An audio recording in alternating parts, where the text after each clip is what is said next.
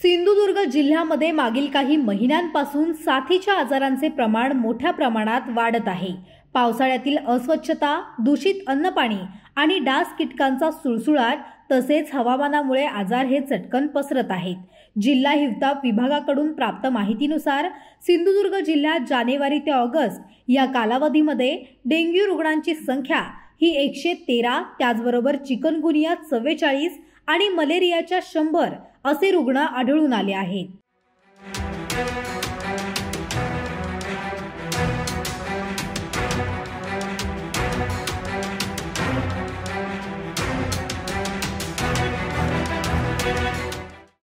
सिंधुदुर्ग जिल्ह्यामध्ये जानेवारी ते ऑगस्ट पर्यंत 113 डेंग्यूचे रुग्ण आढळून आले आहेत।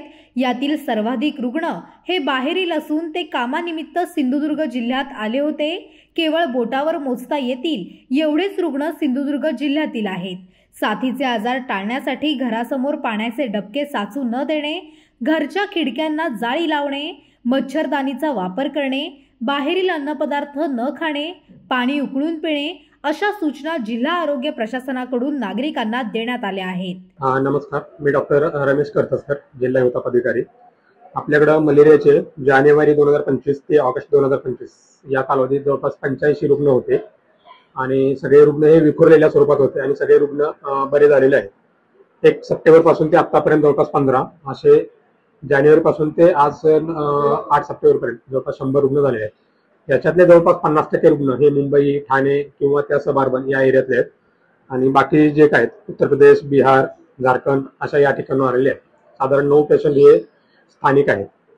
जर डेंग्यूचा विचार केला तर डेंग्यूचे जानेवारी ते ऑगस्ट पर्यंत जवळपास 105 होते आणि आज अखेरपर्यंत म्हणजे जानेवारी 25 ते 8 सप्टेंबर पर्यंत 113 रुग्ण झाले आहेत। तर 113चे 13 रुग्ण सगळे बरे झाले आहेत आणि हे सुद्धा विखुरलेल्या स्वरूपात आहेत। कुठेही एका ठिकाणी क्लस्टरिंग झालेलं आहे किंवा 7 स्वरूपात आहेत असं नाहीये, सर्व पेशंट बरे झालेले आहेत। चिकनगुनियाचा विचार केला तर आतापर्यंत जवळपास 44 चिकनगुनियाचे रुग्ण झालेले आहेत आणि हे सुद्धा रुग्ण बरे झाले आहेत। आता जे आपण बघितलं मलेरिया, डेंग्यू आणि चिकनगुनिया हे सगळे डासांच्या मार्फत पसरणारे आजार आहेत। त्यामुळे आता हा जो कालावधी आहे, पाऊस कमी झालेला आहे, उन्हाची सुरुवात झालेली आहे, तर डासांची पैदास वाढण्याची शक्यता असते। त्यामुळे डासांवर नियंत्रण राखण्याच्या दृष्टीने आपला परिसर स्वच्छ ठेवणे, पाणी साठवून राहणे ही दक्षता घेतली तर डासांचं प्रमाण कमी होईल आणि डासांचं प्रमाण कमी झालं तर मलेरिया, डेंग्यू आणि चिकनगुनिया या आजारांचं प्रमाण सुद्धा नक्कीच कमी होणार आहे। त्यामुळे एक आव्हान असं आहे की डासांचं प्रमाण कमी करण्याच्या दृष्टीने प्रयत्न होणं आवश्यक आहे। प्रामुख्यानं ताप हे लक्षण असतं, त्यामुळे ताप आला तर अंगावर काढू नये हीच एक अपेक्षा आहे। कुठलाही ताप असेल तर नजीकचे जे प्राथमिक आरोग्य केंद्र असेल किंवा आरोग्य कर्मचारी असतील, मग ते उपजिल्हा रुग्णालय असेल किंवा सिव्हिल हॉस्पिटल या ठिकाणी दाखवून घ्यावं, जेणेकरून लवकरात लवकर निदान होईल। लवकर निदान झालं तर उपचार लवकर होतील, त्यामुळे होणारं जे कॉम्प्लिकेशन असेल ते टाळता येतं। लवकरात लवकर दाखवून घेणं हा यावरचा एक उपाय असेल। गणपती सणासाठी दाखल झालेल्या गणेश भक्तांच्या माध्यमातून सिंधुदुर्ग जिल्हा साथ रोगाचा फैलाव होऊ नये यासाठी 23 ते 26 ऑगस्ट या कालावधीत जिल्ह्यातील रेल्वे स्थानक, बस स्थानक आणि चेकपोस्ट येथे कार्यरत करण्यात आलेल्या वैद्यकीय पथकांनी तब्बल विविध साथींचे 988 रुग्ण शोधून त्यांना उपचार दिले, तर 69 रुग्णांचे रक्त नमुने घेऊन तपासणीसाठी पाठवले आहेत। नमस्कार, मी डॉक्टर सई रुपेश धुरी, जिल्हा आरोग्य अधिकारी सिंधुदुर्ग। गणेशोत्सव काळामध्ये आपण 23 ऑगस्ट ते 26 ऑगस्ट एकूण पूर्ण जिल्ह्यामध्ये आरोग्य पथक तैनात करण्यात आली होती। त्यामध्ये बस स्टँड असू देत, रेल्वे स्टेशन असू देत किंवा चेकपोस्ट असू दे, अशा सर्वत्र ठिकाणी आपण आरोग्य पथक स्थापन केली होती। तर एकूण मुंबई किंवा बाकीच्या जिल्ह्यातनं जी आपल्याकडे गणेशोत्सव काळात लोक आले, म्हणजे एकूण माझ्या अंदाजाप्रमाणे 3.5 ते 4 लाख लोक आपल्या जिल्ह्यामध्ये आले।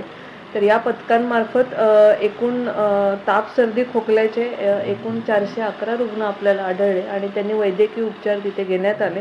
तसेच बाकीचे आजार बघता अतिसार, हगवणचे 33 रुग्ण असे एकूण मिळून सगळे 474 रुग्ण आपण आरोग्य पथकामार्फत त्याची तपासणी केली आणि त्यांना समजा तापाचं रुग्ण असेल तर त्याचं आपण ब्लड सॅम्पल काढून पुढे तपासायला पाठवलं।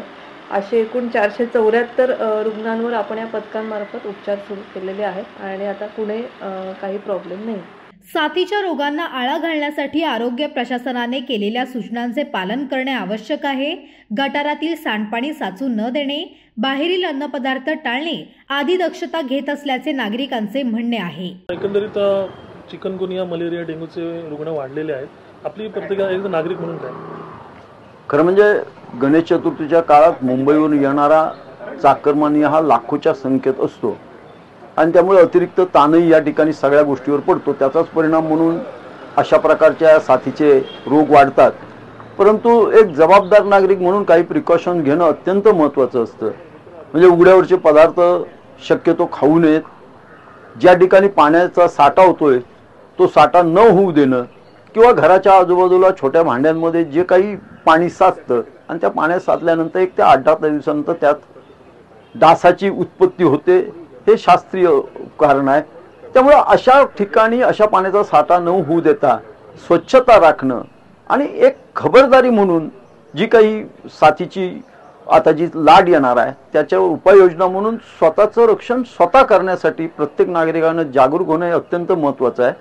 त्याचप्रमाणे स्थानिक प्रशासन जी आहेत, विशेष करून 8ही नगर पंचायत नगरपालिका आहे, त्यांनी सुद्धा जे सांडपाणी त्या ज्या वेळोवेळी आहे त्या ठिकाणी फवारणी केली पाहिजे. ती फवारणी होत नाही बऱ्याच ठिकाणी आणि त्यामुळे नागरिकांच्या आरोग्याकडे या यंत्रणेनं आरोग्य जिल्हा परिषदेच्या आरोग्य विभागानं पण दिली पाहिजेत, तसंच स्थानिक प्रशासनानं दिलं पाहिजे. आणि सगळ्यात महत्त्वाचं म्हणजे जबाबदार नागरिक म्हणून आपण जागरूक राहिलं तर या सगळ्या साथीपासून सिंधुदुर्ग निश्चित निघून जाईल, वाचेल यात शंका नाही. सिंधुदुर्ग जिल्ह्यामध्ये मागील 2 ते 3 दिवसांचा जर आपण आढावा घेतला तर चिकनगुनिया, डेंग्यूचे आपल्याकडे वाढते रुग्णांची संख्या जी जाणवते आहे त्याला महत्त्वाचं कारण एक आहे की सिंधुदुर्गामध्ये जो आत्ताच गणेशोत्सव मोठ्या थाटामाटात साजरा झालेला आहे, या गणेशोत्सवासाठी कोकणवासी हे लाखोंच्या संख्येने सिंधुदुर्ग जिल्ह्यामध्ये आले होते आणि थोडंसं त्यांच्यामुळे सुद्धा हा आकडा आपल्याला वाढलेला दिसतोय.